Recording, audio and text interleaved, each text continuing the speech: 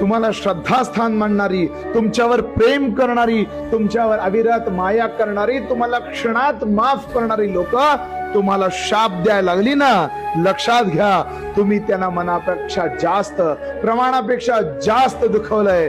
5,000 square फुटाचा बंगला जरी बांधला ना, तरी 250 ते 400 स्क्वेअर फुटामध्येच आपण राहत असतो. उरलेल्या संपूर्ण घरामध्ये वस्तू, भांडी, ठेवा, मेवा ह्या सगळ्या गोष्टींनी आपला अहंकार राहत असतो. अहंकारानं आपलं आयुष्य जगत असतंय.